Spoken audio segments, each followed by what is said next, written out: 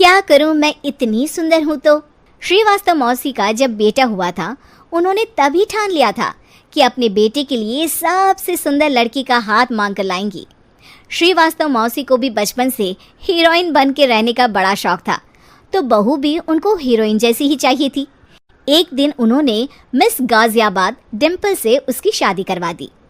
यहाँ बस एक ही दिक्कत थी, डिम्पल को फेस मास्क बनाना तो आता था, पर आटा गूंथना नहीं आता था। बातें तो पक्की पक्की करती थी, पर रोटियां कच्ची पक्की बनाती थी। कमला बहन, मानना पड़ेगा, आप शहर की सबसे सुंदर लड़की को ब्याह कर ले आई है अपने बेटे के लिए। अब इसमें हमने तो कुछ नहीं किया भाई साहब, सब ऊपर वाले की कृपा है। जी जी, तो क्या क्या कर लेती है आपकी बहू? सब कुछ। जाओ बेटा डिम्पल, शर्मा जी के लिए थोड़ा नाश्ता पानी बना लाओ। डिम्पल नज़दीक जाकर श्रीवास्तव मौसी के कान में फुसफुसाती है। मम्मी जी, नाश्ता बनाना तो नहीं आता, सिर्फ पानी ले आओ। अरे बेटा, तुझे देखने कितने लोग आए हैं, इन सबको पानी पिलाने का ही इरादा है क्या? सुंदर हूँ इसलिए देखने आए हैं। क्या करूँ, मैं इतनी सुंदर हूँ तो आप ही बताओ ना, क्या करूँ मैं? अरे बेटा, कुछ मत कर, खाना बनाना सीख ले बस। श्रीवास्तव मौसी के लिस्ट में सुंदरता सबसे ऊपर आती थी और उन्हें उसी का फल मिला।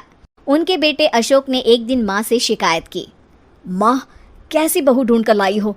मैं शाम को थक हार कर घर लौटता हूँ तो मुझे कहती है, आज पेडिक्योर करना है, करवा दोगे?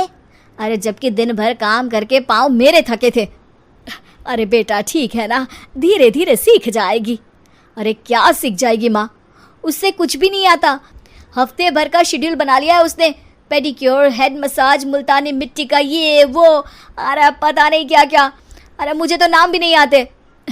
देख बेटा, खाना बनाना, सब्जी काटना, ये सब सीखा जा सकता है, पर सुंदरता नहीं सीखी जा सकती।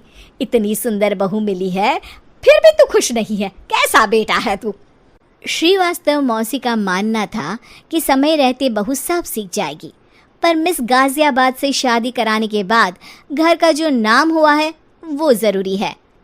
अरे सबकी बहू खाना बना लेती है, हमारे घर में तो काम वाली दीदी भी है, पर हमारे घर में जितनी सुंदर बहू है ना, उतनी किसी के घर में नहीं।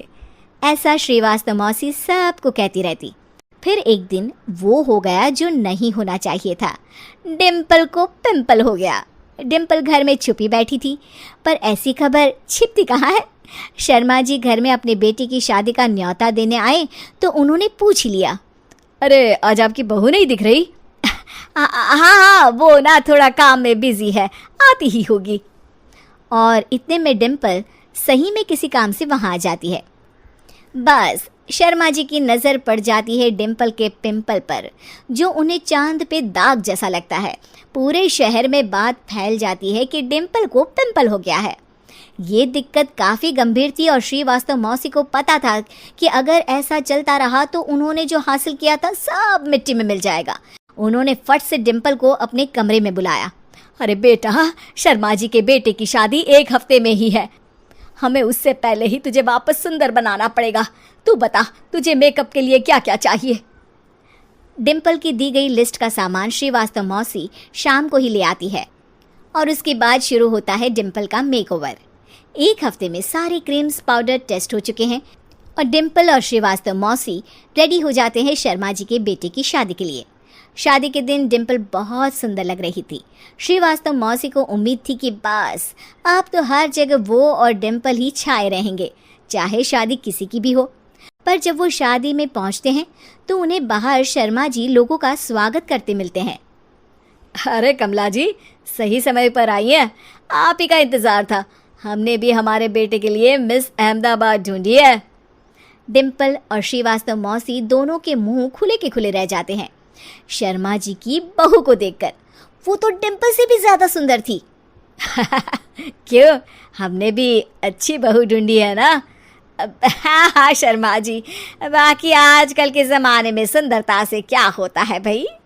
देखो, बूढ़े तो सब होते हैं, मैं तो मानती हूँ कि बस रोटियाँ गोल बना दे, इससे ज़्यादा क्या चाहिए। सुंदरता का क्या है, ढल जाती है, पर गुण ओ हमेशा रहते हैं। अरे बाबा, इतना बड़ा ज्ञान आपको कोई गुरु भी नहीं देता जितना बड़ा ज्ञान आपको एक छोटे से पिंपल से मिल गया। अगले दिन जब अशोक डिम्पल से बात कर रहा होता है, कल शादी में मिस अहमदाबाद के बाद सब मिस गाजियाबाद यानी तुमको ही देख रहे थे। क्या करूं, मैं इतनी सुंदर हूं तो आप ही बताओ क्या करूं? क्या करूं मैं तो कहती हूँ कि घर का कोई काम कर या फिर बाहर अपने लिए कोई काम ढूंढ ले। हैं? क्या कहा माँ जी? हाँ जी, सुंदरता का क्या है? कल तूने मिस अहमदाबाद से मात खाई, आगे कोई मिस हैदराबाद आ जाएगी या मिस फैजादाबाद आ जाएगी, इसलिए काम पर ध्यान दो। हाँ।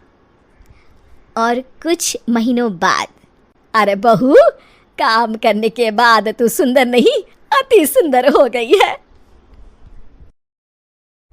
उम्मीद है कि आपको हमारी ये कहानी पसंद आई होगी। कृपया हमारे चैनल को सब्सक्राइब करें और सभी अपडेट्स के लिए बेल आइकन जरूर क्लिक करें। और हाँ, वीडियो लाइक और शेयर करना मत भूलिएगा। Bye bye.